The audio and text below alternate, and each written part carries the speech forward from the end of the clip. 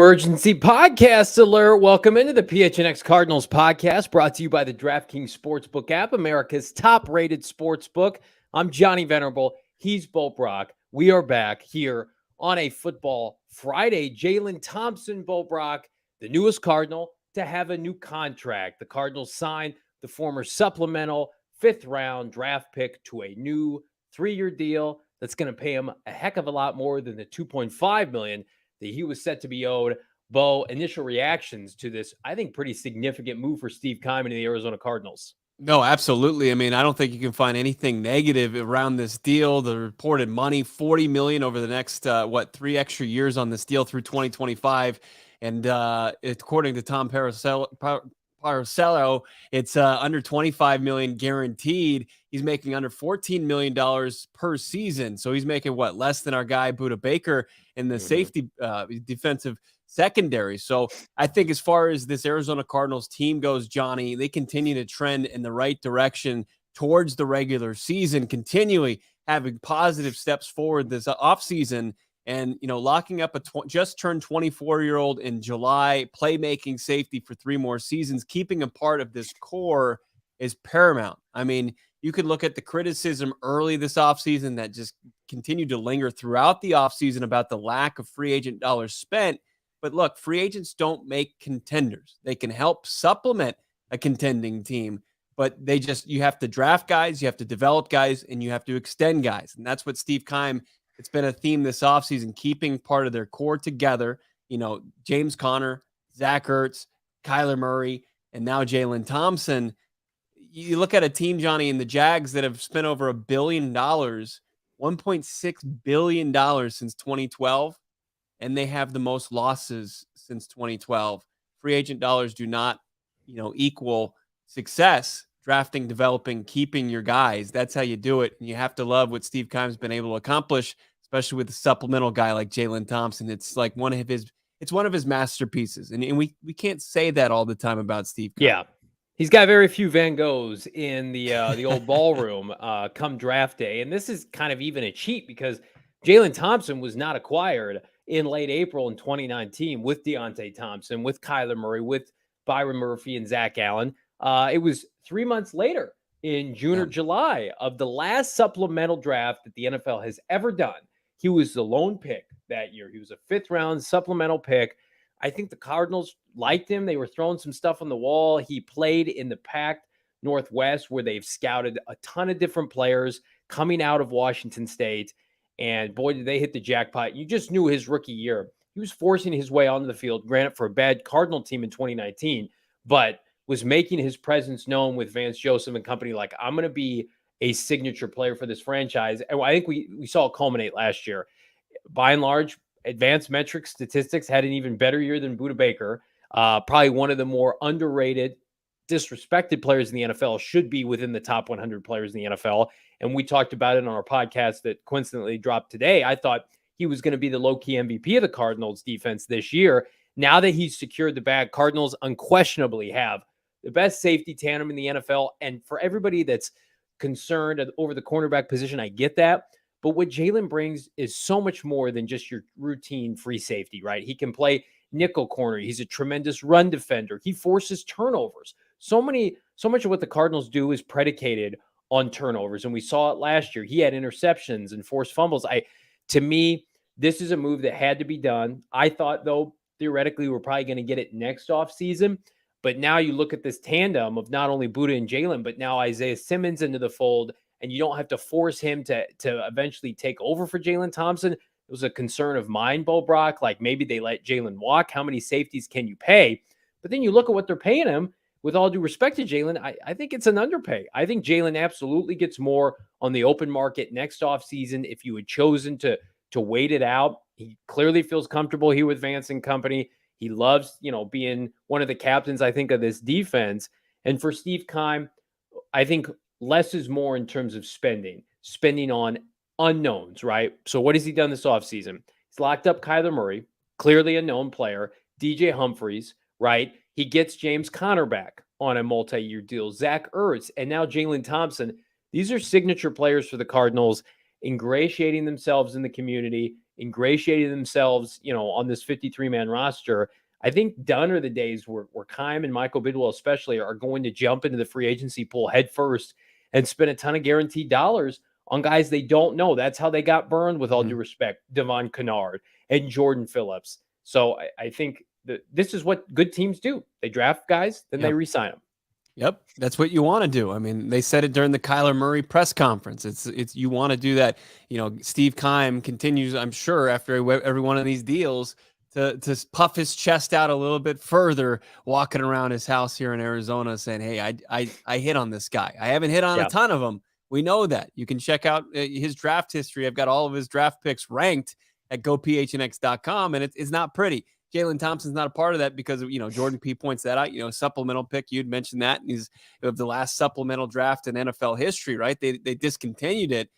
If I believe if Josh Gordon gets elevated, he'll be another supplemental guy, next to Jalen Thompson. But right now, JT's the only guy. And, somebody that vied to have the green dot on his helmet, early in training camp when they were kind of scrambling to figure out who's going to be calling the defense, they turned to Jalen Thompson first. And it's probably just too tough to do it from the safety position. They'll give it to their star linebacker, Isaiah Simmons. But, man, huge move for the Arizona Cardinals to retain these guys. I know it's like people love to see splash moves made via free agency. Like, it's just fun. Like, we all play fantasy football. We all fire up Madden, and you can bolster your team that way. You can turn a mediocre roster into a great one. But at the NFL, like the guys who legitimately hit the free agent market usually are guys that had red flags from their previous team, and you have to pay for premium positions too, like offensive linemen, cornerbacks, pass rushers. When you can draft and develop a guy and keep him on your roster, that's a bigger win than going out there and finding somebody via free agency. It's just a golf clap for Steve Keim, because I think this is just a big move for him and the franchise and this core going forward. When you talk about all this money that you're going to pay your franchise quarterback, well, you start to lock in these guys on these team-friendly deals, as you mentioned. It seems like an underpay almost. That's great. You've got them locked through 2025, along with your left tackle. That's big. Yeah, I've seen some people point out, well, how much can you spend on the safety position? Well, Budda Baker's contract has been done for a while now. I think he and Jalen Thompson are both going to be looked at as underpaid or very high-value contracts, given what the Cardinals aren't paying them. And listen, they'll do pay raises. They'll do further extensions if they're warranted. Hell yeah, we want to see that. But now you've got two premium players in their prime, in their mid-20s, ready to kind of take over the leadership duties for this defense. Gone is Jordan Hicks.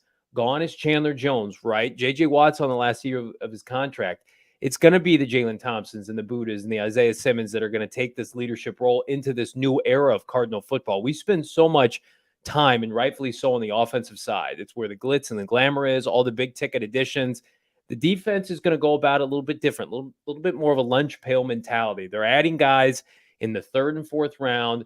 The makeup of this defense, the infrastructure, yes, you've got Simmons and Collins who are back-to-back first-rounders, but for the most part, it's been a bunch of day 2 and day 3 guys. Defensive lineman Rashad Lawrence, Lecky Fotu, fourth-rounder, Zach Allen, third-rounder.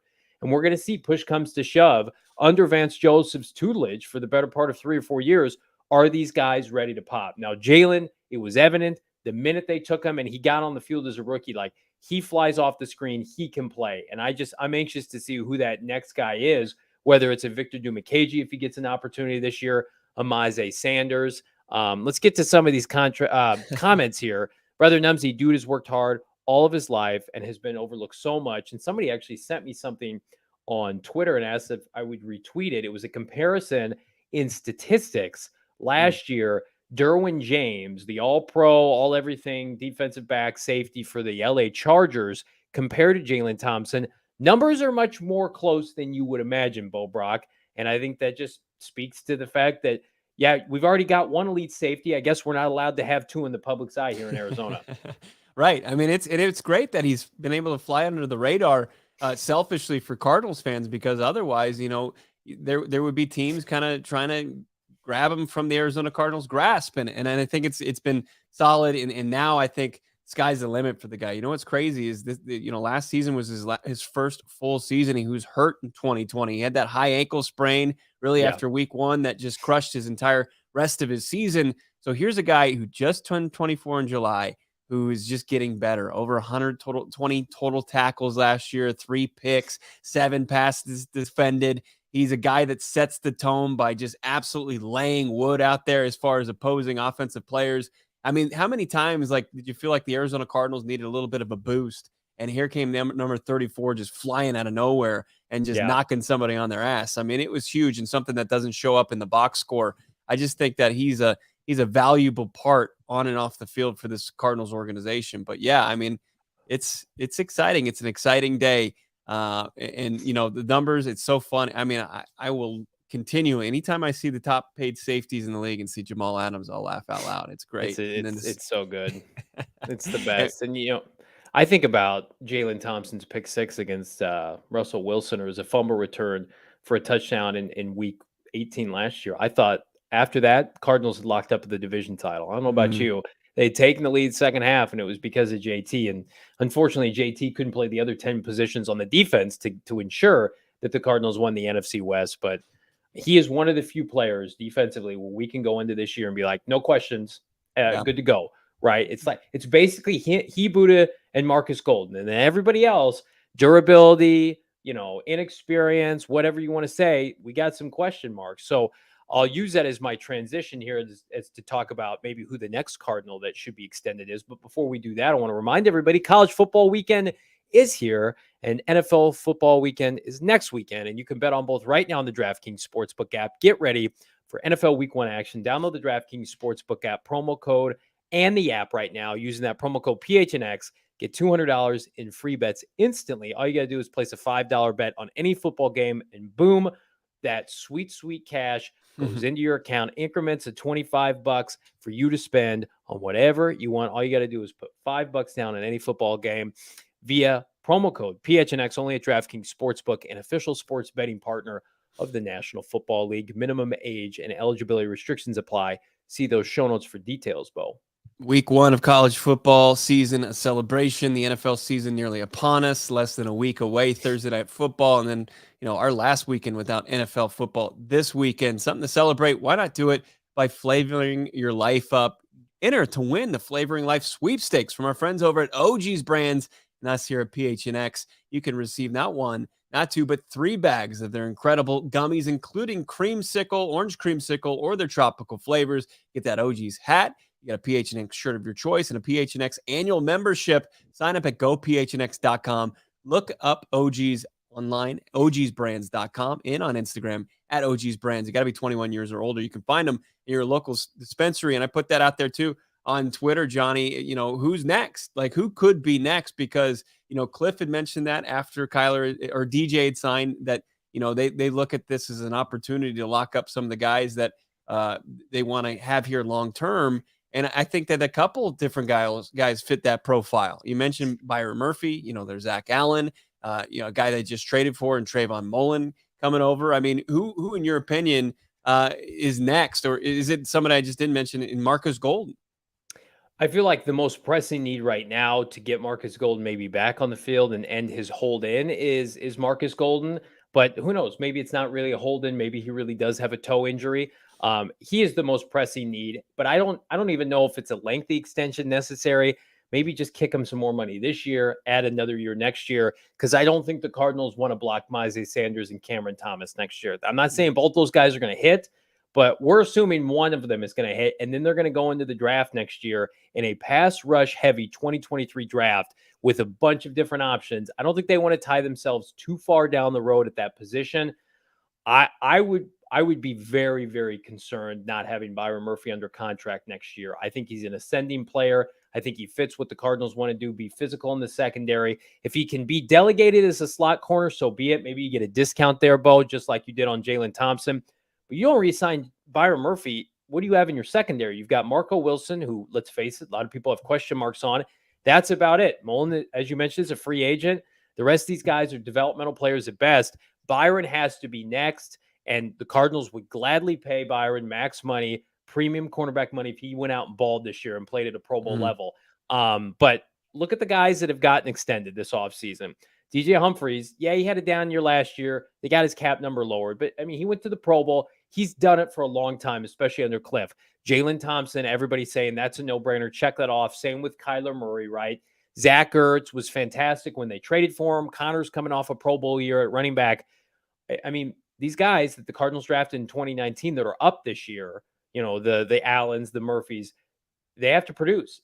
And we've seen from Kime Company, if they produce, they will get paid. I just feel like cornerback is a more premium position. Allen, to me, I think will break out, will have a good year. But how much do you pay somebody like that who's been very susceptible to injury? I think Byron's just a safer player. He would be the one I would want to start agreements with. And I agree with Jalen Blair. I think you could get him for something like 3 to 45, 3 to 50. Yeah, I mean, is he worth it right now at that price? I mean, I think you can wait. I think you can wait. Absolutely. And I don't think, is he going to play himself? Is he going to, ascend to the Jair Alexander of the world? Probably not. I mean, it would take a special problem start to to have. the season.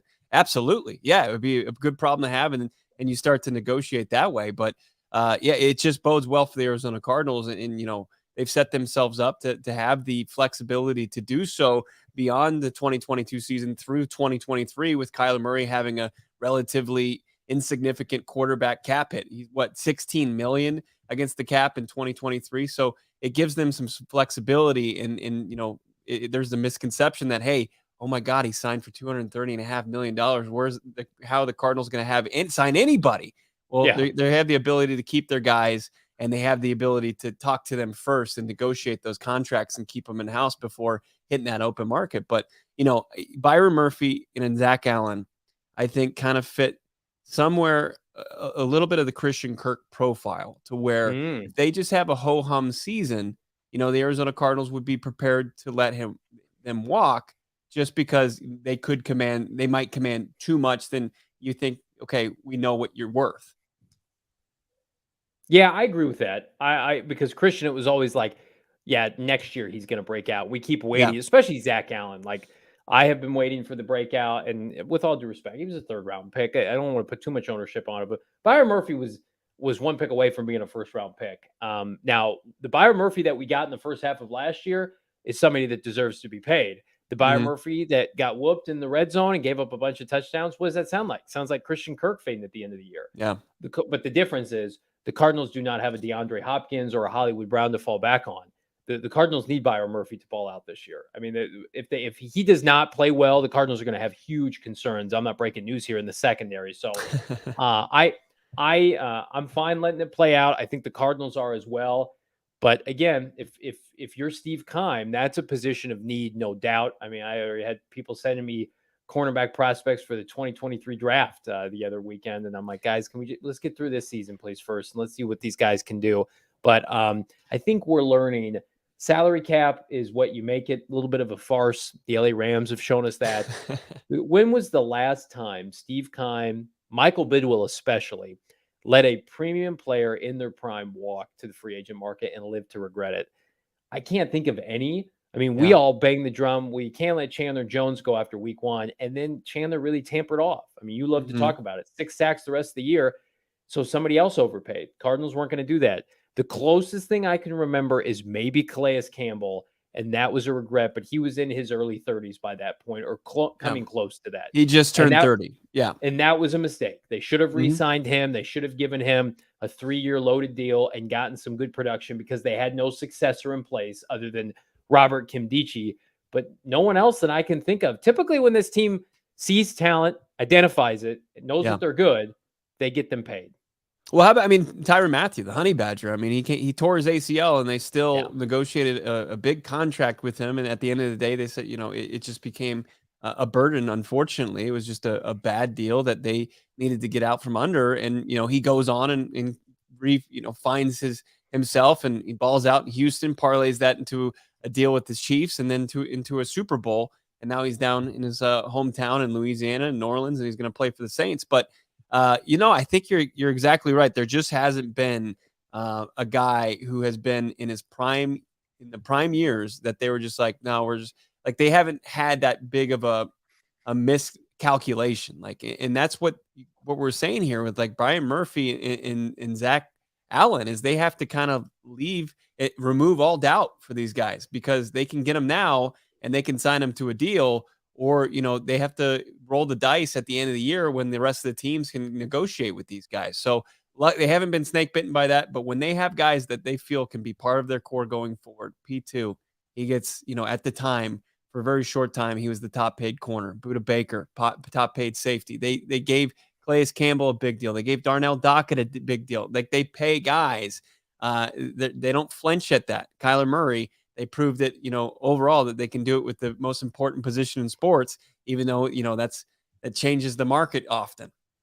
Yeah, and I would argue for those who push back on like the Anquan situation and Carlos Dansby the first go around, like Michael Bidwell was not running as much as the front office as he is right now. I try to judge it. Michael Bidwell, maybe the back end of Rod Graves' career, and then Steve Keim. That's what I'm trying to base this off of. We got some good recommendations in the chat. So Jason Sandoval says Tony Jefferson comes to mind. I do feel like he was undervalued here, but he ended up getting released from that Baltimore contract he signed. So I don't know if that deal was good or not, but the Cardinals did not value him, and I think that was a mistake. And then also Dogger. It would be pretty nice to have Hassan Reddick right about now.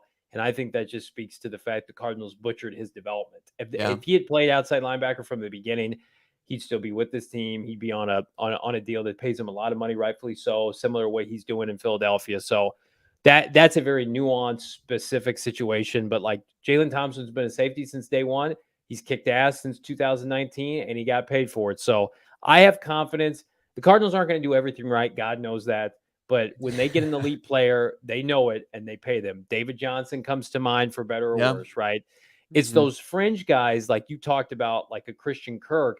If Christian Kirk had put up that 1,200 yards last year, there's no way they let him walk. If he had showed an ability to help this team get over the hump in the second half when Hopkins was hurt and he put on that Superman cape, they're paying him, or at the very least, they're franchise tagging him. But you know what Christian Kirk did? He disappeared. We had too many players for the Cardinals disappear at the end of last year, and I hope that Byron Murphy and Zach Allen don't fall in that same category, because you're right, Bo. Right now, they are very much in a prove-it type of scenario where they're not getting a preseason deal. Yeah, and I think Reddick is the absolute exception to the rule. I mean, it was just going into that fourth and final season, I thought it was a no-brainer that they didn't pick up his fifth-year option. He hadn't earned it. I wanted them to cut him. Yeah, I mean, he was on the bubble, and he earns a roster spot, and they give him, this Hail Mary, role where it's like, okay, we're going to let you just rush the passer, okay? And he excelled at it, and that's the exception. And, that it hurts that he ended up getting away, and you couldn't negotiate a deal with him, and he didn't sign he didn't break the bank as far as, signing with Carolina right out of the gates. What was it, like 1 year, $8 million? Yeah, and then he easily matched it. Yeah. And then he gets the huge deal for close to his hometown, in Camden, New Jersey, near Philly. He signs that deal over $40 million, and he's one of the top pass rushers in the league now. And that certainly hurts. But I think you can kind of see all the variables that went into that led to that. It wasn't like he was playing at a high level and the Arizona Cardinals just said, we're not going to pay him. Right. No, and it's one of those things where Cardinals could do it over again. He would have been an outside linebacker since day one. He'd still be with this franchise. We all make mistakes. They made a big fat one there. I still think it was the afterburn of not being able to secure Patrick Mahomes or Deshaun Watson, scrambling, trying to find a solution.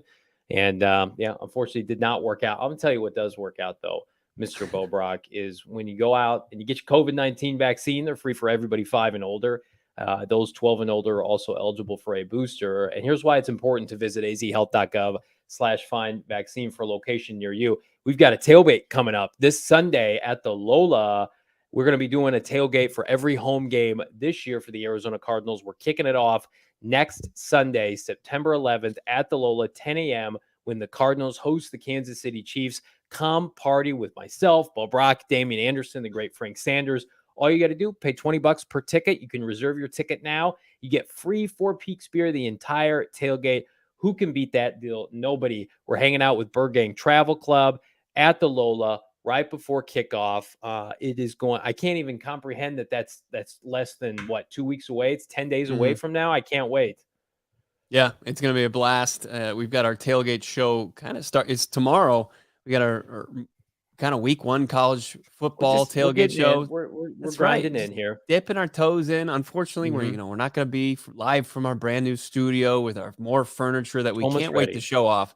I mean, I love to show you my fireplace and how swanky my residence is, but I want to really show you what we're excited to show you off on our live streams this season. More furniture hooked us up. The entire office, Johnny, new studio, new furniture, the whole 9 yards. If you're interested in checking out Moore's Labor Day sale, check out morefurniture.com. Marky Mark, love that name in the chat. Can teams extend players during the middle of the season? Absolutely, they can. Yeah. Listen, if Byron Murphy comes out with his hair on fire and he goes to the Cardinals and says, "I don't want to leave here. Can I have some assurance?"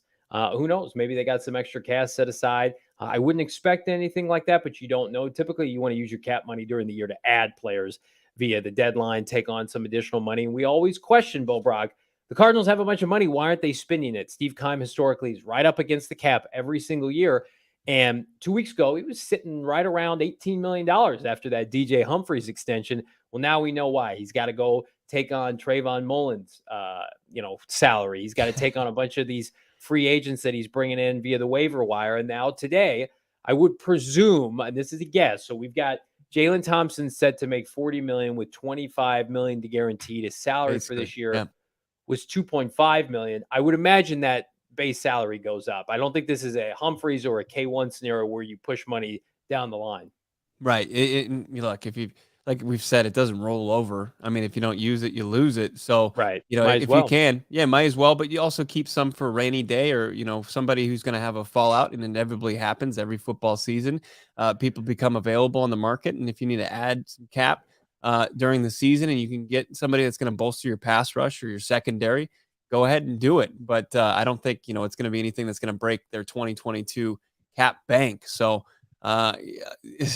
I see Jason in the chat bringing up the BA Barstool interview. I think he did, pardon my take, and he was very candid about the Cardinals and how they had scouted Cliff Kingsbury's boy, Patrick Mahomes, and how they were just shocked that KC took him before they were up. That was the Reddick draft, wasn't it? 2017. Yes. Yeah. But here's what I'll say, and this is not, a hall pass for the Cardinals. I mean, I thought how they their backup plan or the contingency plan for the quarterback position was downright just pitiful and inexcusable. But, most of the teams outside of the Texans and the Chiefs just completely blew that draft as far as the quarterback's position goes. I mean, you had the Bears trade up one spot from 3 to 2 to take Mitch Trubisky as the top signal caller in that draft. And then you see the Chiefs trade up to 10 to take Mahomes, and then Watson, at 12. It was a weird draft. Doesn't excuse the Cardinals for just sitting there. Wasn't it 13th overall that they were sitting? They thought just one of those guys was going to fall in their lap. And it was just, I feel like that's pretty brutal. What were you thinking? You didn't think some teams were going to try to vie for a quarterback in the top 10? They weren't going to take a quarterback. They had made up their mind. Bruce Arians wanted position players to try to win a Super Bowl in 2017. Yeah. They wanted Hassan Reddick. They were naive. I think if you're telling me, if you're Steve Keim and you feel like you can get Bruce Arians for the next 5 years, and Bruce Arians comes to you and says, "I want Mahomes. What do we got to do to make it happen?" Steve Keim will trade up. Hell yeah, he would. They went into that draft thinking maybe we'll consider a quarterback. I know they worked out Mahomes, but they took Reddick because they thought Reddick was going to help them get over the hump. After that 2016 season, they were the favorites to win the NFC. They flamed out at 7-9, 7-8-1. They wanted to win that next year. It was lunacy because Palmer couldn't stay healthy. They had no contingency plan, and then Arians dipped on them. But that draft is always going to be a very difficult one for Cardinal fans. Now you compound it with the fact that Reddick has flourished elsewhere at a position that he should have been originally drafted for. We want everybody here to be sure to like this video. Do it right now on the YouTube. Go and give us a big thumbs up. Be sure to subscribe to the PHNX Cardinals podcast. Bo, some final thoughts here on the Jalen Thompson extension for the Arizona Cardinals ahead of the 2022 season. Does this do anything for morale? Does this do anything for the Cardinals as they go into Kansas City, a fearsome passing attack led by Patrick Mahomes and Travis Kelce? Don't have a ton of corners, but now you got two bookend safeties that are just amongst if not the league best. Yeah, I mean, it just gives Jalen Thompson, number 34, a little bit bigger edge, like he needed one, a little bit more confidence. Obviously he can be comfortable and know that this is going to be his home at least through 2025. And the team that took a chance on him when there were some red flags around him coming out of Washington State, as far as what led to him leaving the university after the draft in April. He's showing him some love and getting him at a nice price tag, but to keep him part of this core moving forward is just a huge tip of the cap to Steve Keim, and that this team is doing what they're not known to do and trend in the right direction at the end of a season, the off season, and go into the regular season. Hopefully they can kind of duplicate that in the regular season and trend at the right time towards the playoffs. But Jalen Thompson, a big part of that if they're going anywhere. We want everybody to go check out gophnx.com and specifically the PHNX merchandise locker. We have the best shirt in the Valley going right now ahead of football season. The Hollywood Hills sign on Camelback. I can't wait for you guys to check this out at the PHNX merchandise locker. It is off the chain. Let's see if I can pull it up here in real time. I've got it right here. Boom. The Hollywood Hills sign on Camelback, a new release at gophnx.com, the PHNX merchandise locker. Get it now. Become a member. 99 cents for the first month, $8.99 for the subsequent month. Or if you sign up for a year, you can get that t-shirt for free. Check it out at more at gophnx.com. Yes, thank you, Bo Brock. I want to end the conversation with this John Dune quote in the comments. Incredible signing. Absolutely. I was afraid Jalen was lower on the core players needed to be re-signed. I think a lot of people felt that way, John, and now he is back in the fold. We here at PHNX Cardinals are in the fold every single day. Be sure to like, subscribe, leave us a 5-star review wherever you get your podcast. Bo and I are back next week. It's game week, and we will see you on Tuesday. Goodbye.